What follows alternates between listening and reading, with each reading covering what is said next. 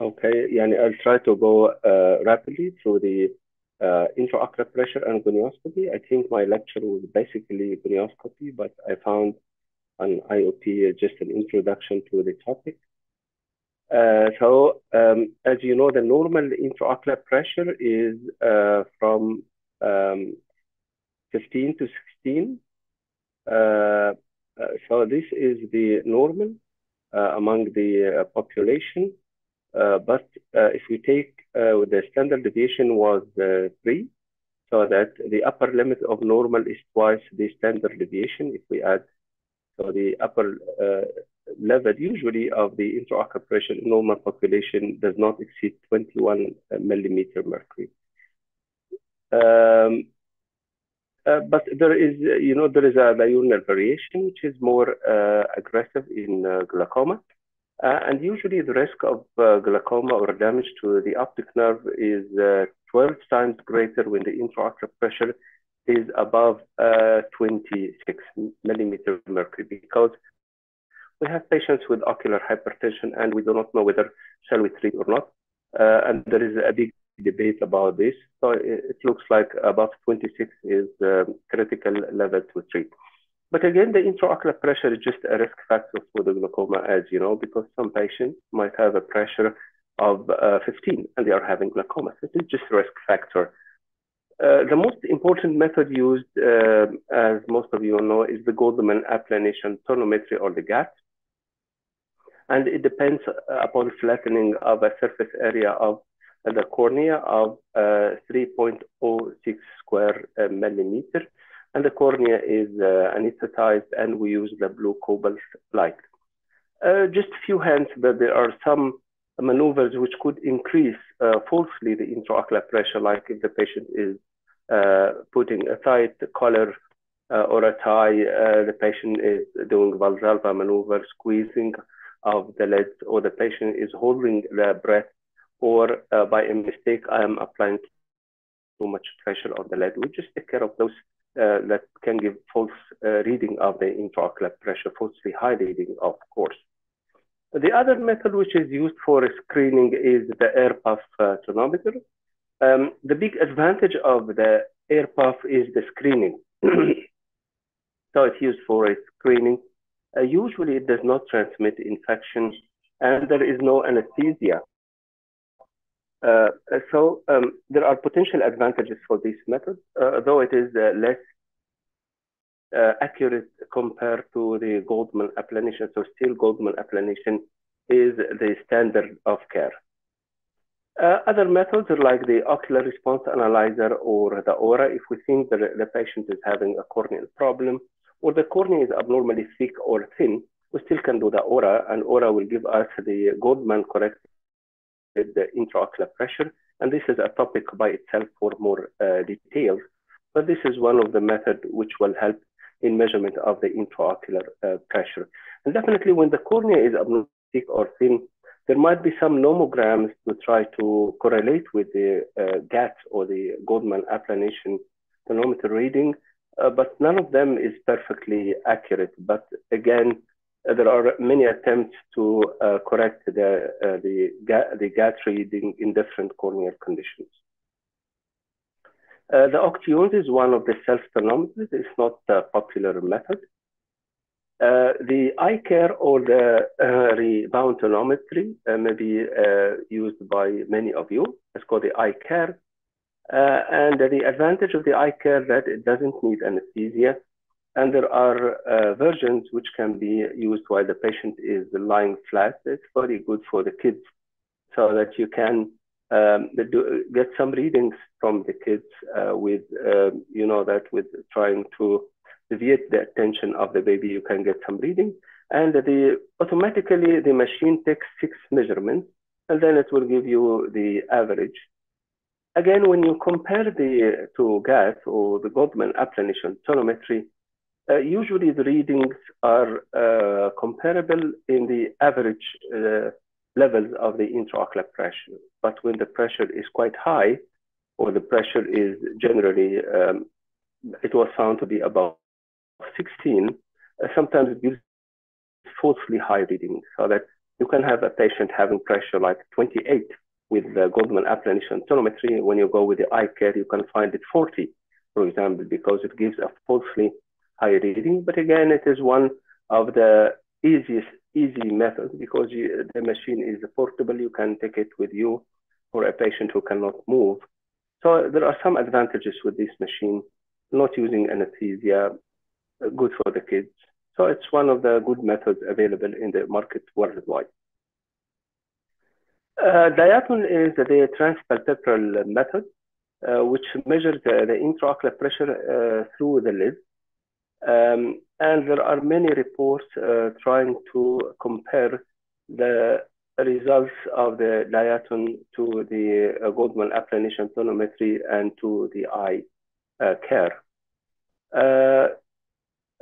And there are lots of publications on this issue. Again, the difference is not very big, but it's not available everywhere.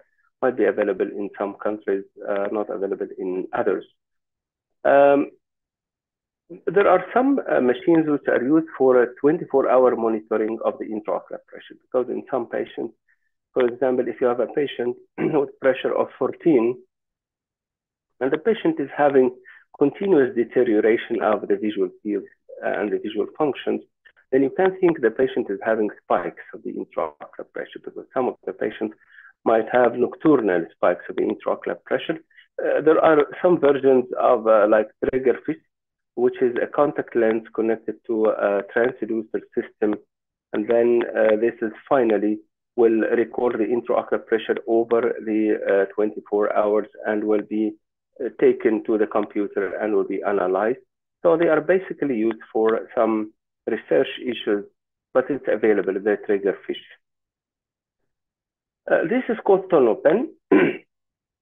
This is also one of the famous digital tonometers.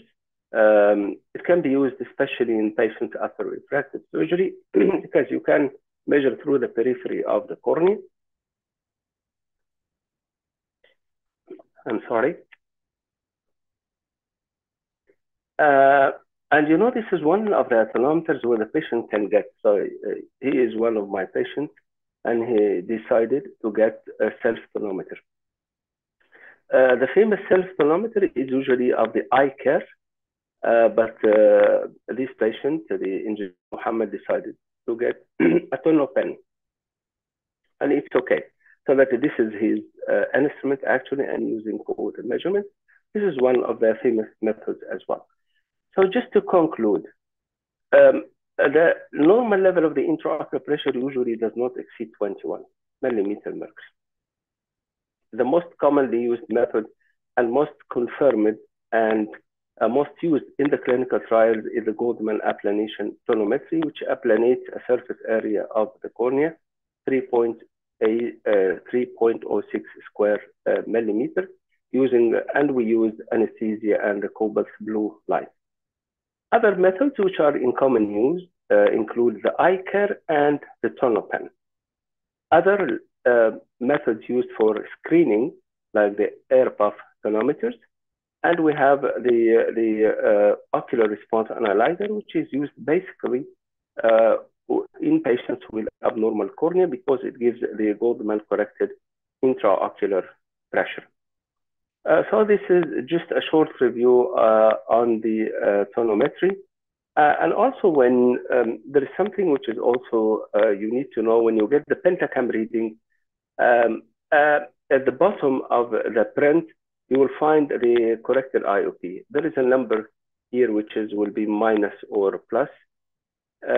This will be correlated with the thickness of the cornea, so you can use together with the gap reading as well.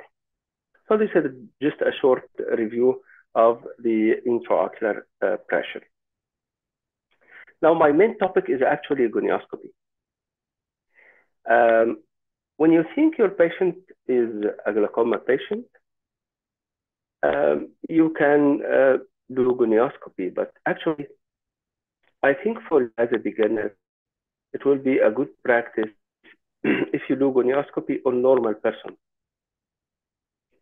So as a patient, especially after cataract surgery, when you see the anterior chamber is deep, why not to do gonioscopy and to see the details of the angle?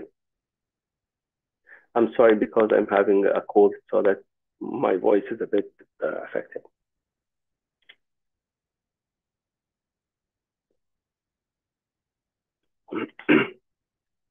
So it looks like a good practice to do gonioscopy on a normal person, not necessarily glaucoma patients. Anyway, let me show you something. This patient, you are just sitting at the clinic, and a female patient, 65 years old. The intraocular pressure is high. When you look at the optic nerve, and then you can find some cupping, some notching, and there is retinal nerve fiber layer defect. Okay? So when you reach this stage, usually you know your patient is glaucoma.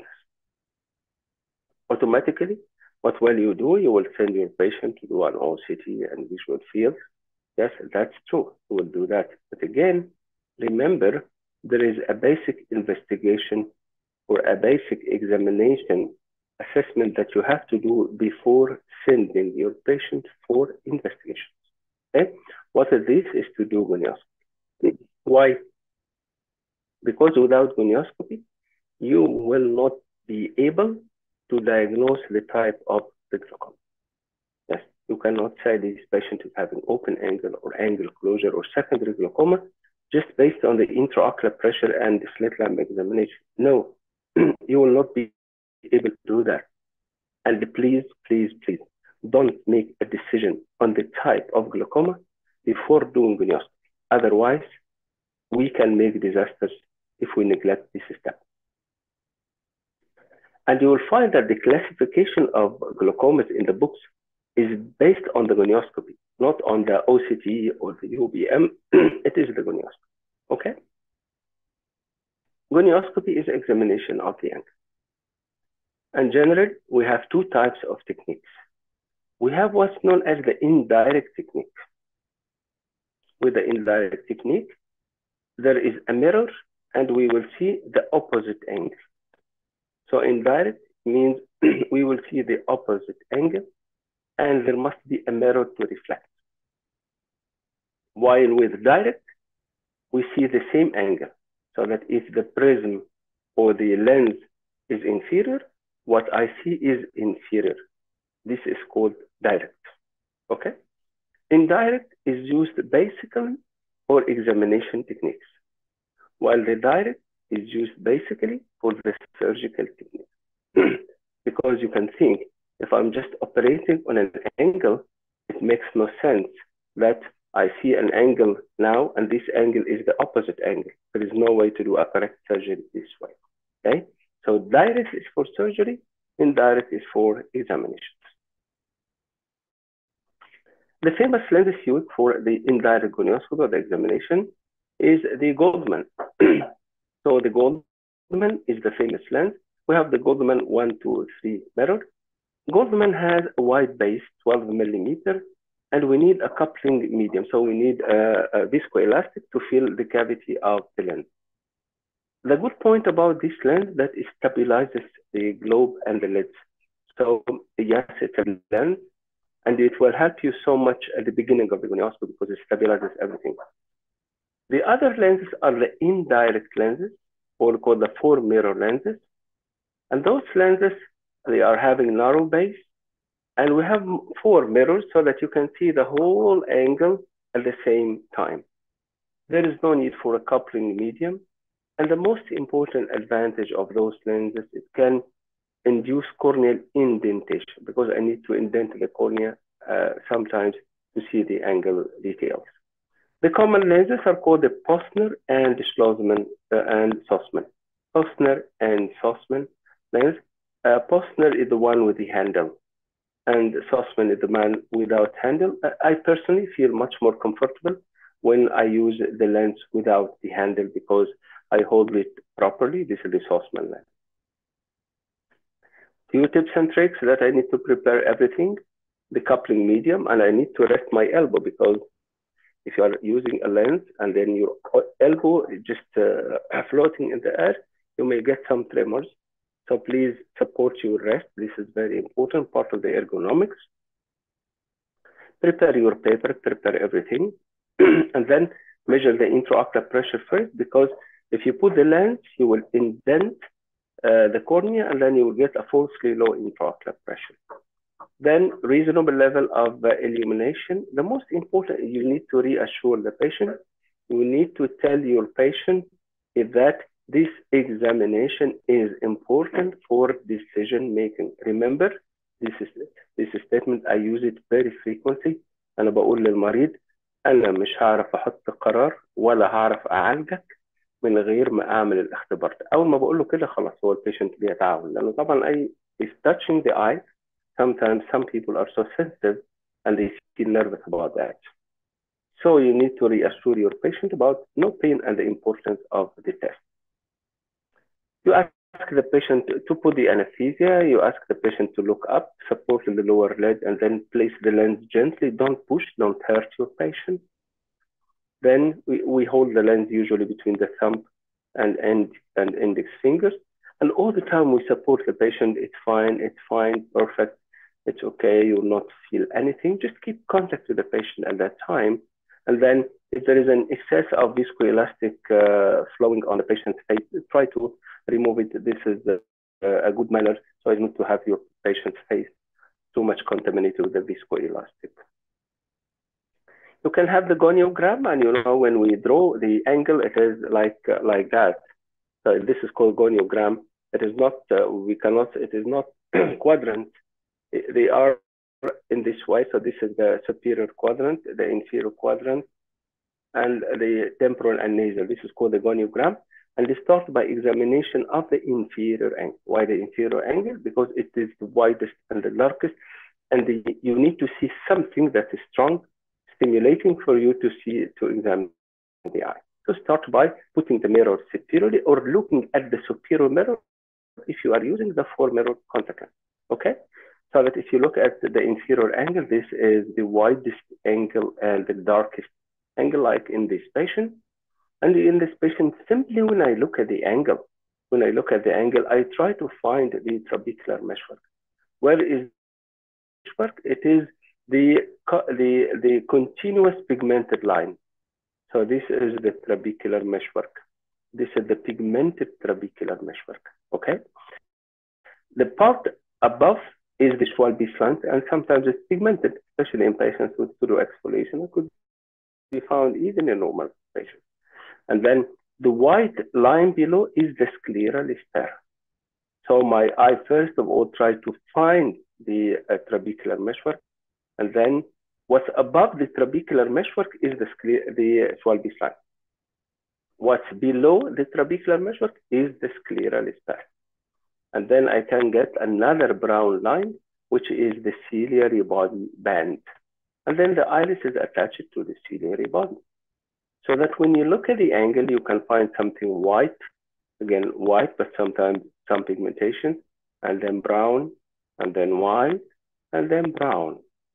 White, brown, white, brown, okay? That Schwalbe line, trabecular meshwork, scleral sphere, and then the ciliary body. So this is just further clarification. The Schwalbe line, I look first, where is the continuous white line, a brown line? This is the one, or the continuous pigmented line. This is the trabecular meshwork. Then I have the Schwalbe line, trabecular meshwork, scleral sphere, ciliary body, and the root of the iris, because I need to comment on the contour of the periphery of the iris. If it is something obvious, it's convex or concave. Okay? The pigmentation could be less. In patients with the fair color, then you can find the light is a kind of lighter, but you still can identify the angular structure, the trabecular meshwork. Again, this is the scleral sphere. Okay? So again, here, this is the trabecular meshwork continuous white line. And then we have the scleral sphere. Good, good. The degree of pigmentation is variable. So this is the inferior angle. Look, when you move to the superior angle, the pigmentation is much less. And that's why we say that start by examining the inferior angle. It is very encouraging for you. And then start by inferior angle, the most pigmented one. Now, if the same patient you have examined, remember that while examining a patient with elevation of the intraocular pressure, if you are examining the same patient now and then you can find no angular structures, then so that my advice for you is to get your gonio lens. You need to get like one of the fundus lenses, like +90, +78, and you need to get your gonio lens as well. This is very, very, very important. Okay, you can get better one of the four mirrors lens. Okay, and then here I don't see anything. This is the zero angle, just the iris and then the cornea, nothing. So no angular structures. Okay, and sometimes if we see adhesion, this is a peripheral antisynuclein, where the iris is here. The iris is adherent to the trabecular meshwork, but again, broad areas of peripheral antisynuclein. So these are two different angles that you see. This is we say this is an open angle, and this is a closed angle, an open angle and a closed angle. So, and this is very mandatory to conclude before sending your patient for investigation. Okay? This is much more important than doing a visual field. This is much more important than doing an OCT. So again, the angle closure, no angular structures. When I don't see angular structures, at that time, I indent the cornea. I use my 4-mirror lens to do indentation. When I indent, look, the periphery of the iris goes back, and then I can see the trabecular meshwork is now visible, fine. So that under normal circumstances, my angle, I don't see anything, but with indentation, I still can see parts of the trabecular meshwork, or I see whatever, to see that the scleral spur, see whatever. But under normal conditions, I don't see here. The iris is convex. That's why we comment on the contour. When I indented the cornea, now I can see the trabecular meshwork and the scleral spur, but with indentation. It is not in the primary position. So just more details when I don't see angle structures. I will not go into much more details so as not to miss the point here. But again, we have classification of the angle. What is this classification? This is very important. When I don't see anything, it is just the iris and then the cornea. This is a closed angle or zero. Zero usually means extensive peripheral antisynuclein. When I see Schwalbe's line, it is difficult to see only Schwalbe's line. Okay? Usually you see Schwalbe's line because it is above the trabecular meshwork. Anyway, this is called the grade 1 angle. If I see the trabecular meshwork, this is called the grade 2 angle. If I see the scleral spur, this is called the grade 3 angle. If I see the ciliary body, this is for grade 4 angle. Now, grade 0, 1, 2, the diagnosis is closed angle. Okay? Grade 3 and 4, the diagnosis is open angle. This is very important. So to diagnose open angle, I must see the scleral spur. Okay? Not only the trabecular meshwork. If I see the trabecular meshwork only, no. Okay? And if I see those structures with indentation, if I just indent the cornea to be able to see the scleral spur, this is still a closed angle because we define the angle closure while the patient in the primary position and without indentation. So again, not to miss the point, to say an open angle, the angle must be, I must see the scleral spur. So now before I send my patient for investigation, I will diagnose the patient clinically is having open angle glaucoma or angle closure glaucoma. Okay, I don't see anything, or I just see part of the trabecular meshwork. No, this is closed angle. If I see the scleral spur in at least 3 quadrants, this is called in at least 3 quadrants. This is called open angle. Okay. There is again more classification, which is called the space grading system, which will take into consideration the contour of the periphery of the iris, because the iris could be flat, the iris could be convex, the iris could be concave. Okay? So flat, this is the normal situation. Convex, if there is a pupillary block. Concave in patients having usually pigmentary glaucoma. So you need to comment on the contour of the periphery of the iris. You have heard about Van Herrick, and Van Herrick is to measure the thickness, to compare the depth of the anterior chamber to the thickness of the cornea.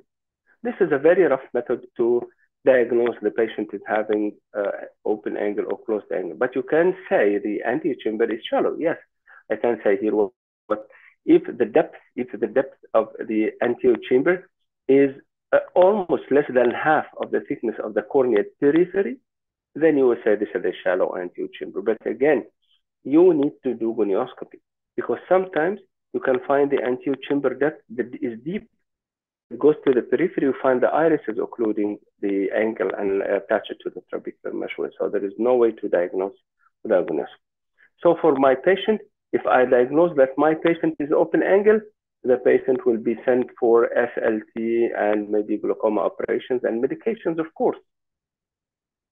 If I diagnose my patient as angle closure, I will consider surgery, which is mostly phacoemulsification, and in some patients we can do laser iridotomy.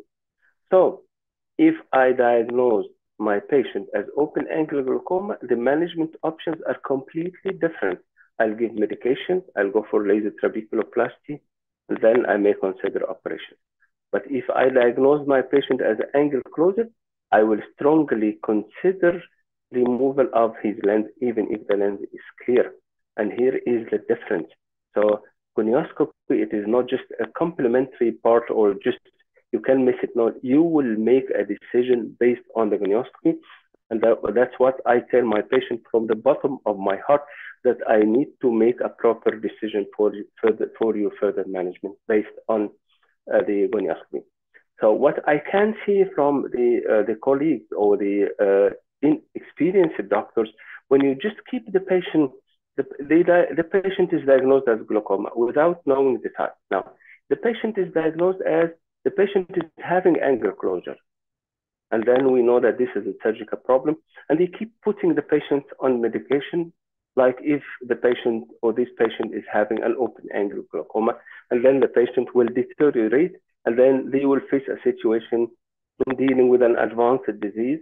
And this patient would or should have been managed in a better way at an earlier stages of the disease. Yeah. So please be kind to your patient by doing gonioscopy. Okay. Now this is another scenario. I diagnose this patient as an open angle glaucoma. Yes. So how? The pressure was high, and then I have a look at the optic disc, and then I did the patient gonioscopy. I found my patient is having open angle glaucoma. Now, one of the management options is that I can do something called selective laser trabeculoplasty. Selective laser is I treat the angle of the eye with a special type of laser called frequency double diag laser. Okay, to do that, I need some special lenses, and I need to do gonioscopy because I'm going to treat the angle. So those are lenses which are indirect lenses as well, but they are used for laser therapy because they give kind of magnification. So they are like Latina lens, reach, Magna, and offer this examination of the angle to a kind of magnification effect, which is better. So like here I'm doing it.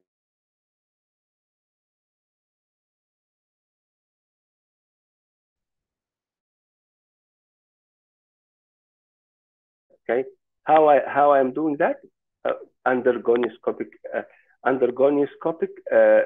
technique, because I'm going to use one of the lenses. Yes, definitely you can use the regular 3 mirror to do laser trabeculoplasty, but you need to know where to place the laser because we treat the trabecular meshwork.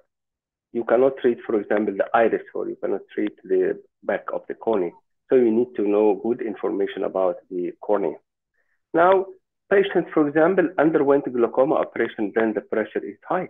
Then you need to know if there is anything that's occluding the surgical site, if there is vitreous or a lens or eye or whatever. You need to do gonioscopy. This is one of my patients with deep sclerotomy. It is just showing that the structures which are seen from the angle still could be seen from outside. It could be identified from outside at the time of operation, which is called deep sclerotomy. So we can see the Schwalbe's line the trabecular 12-piece line, the trabecular meshwork, the scleral spur, and then with the ciliary body underneath the sclera here. Okay. Again,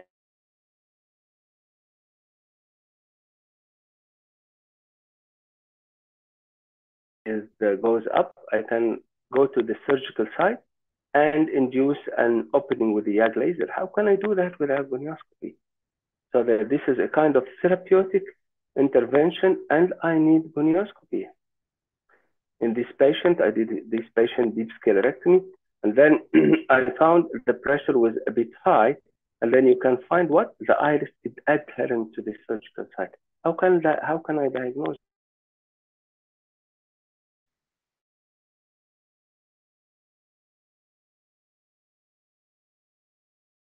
Without gonioscopy, okay?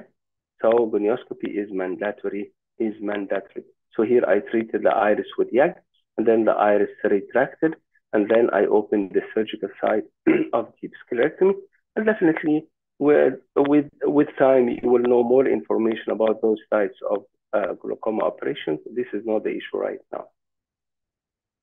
Again, if you have a patient with a surgery and then you find that the pupil is peaked like that, and then you can think what caused peaking of the pupil, and then you would do gonioscopy to see what caused peaking. The pupil or the iris becomes incarcerated at the surgical site, and then will be managed, and the pupil will become regular again. So gonioscopy all the time, very important. That's why you need your lens. A young male patient complaining of attacks of blurring vision. When I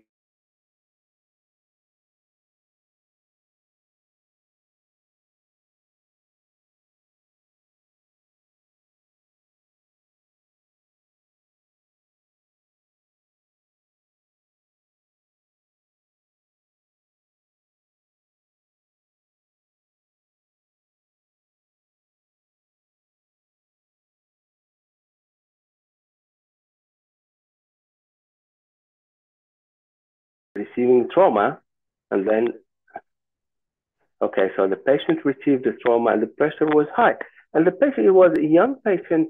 The patient is not getting a very good history about what happened to the eye, but I realized the patient is having glaucoma, and then I kept asking the patient. Then after examining the angle, because I can see angle recession, large part of the ciliary body is exposed. Then I kept asking the patient, did you receive any trauma at any time of at any point of your lifetime? And the patient said, yes, 10 years ago, I received blunt trauma to my eye. Now I diagnose that the patient is having angle recession glaucoma. I diagnose comfortably. But if I did not perform gonioscopy, I will never diagnose the patient with angle recession glaucoma if the patient is not getting me clear history. So remember, young patient with unilateral glaucoma, examine the angle thoroughly. You can find an angle recession glaucoma. Okay? Then here, this is a child. As you see, child with the glaucoma. What I'm doing is just I'm examining the angle, and I can treat also the angle. What I'm doing here, those techniques are called direct gonioscopy because they are surgical. Because now I see this is the inferior angle, and I'm treating the inferior angle. This is called direct gonioscopy. The most common is this one, Jacob, which is very famous. Other lenses, Hoskins, Parkins, and Kobe prisms, but again are called direct gonioscopy. So it is just, gonioscopy is something called priceless. What's priceless?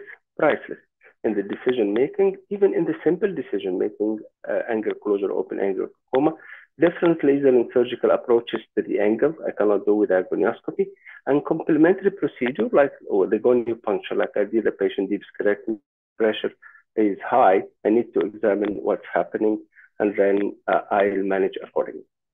And with that, I just concluded my lecture. These are some resources. You can go to gonioscopy.org, gonioscopy AAO. Some references I have used, and the pictures are actually mine. And thank you very much.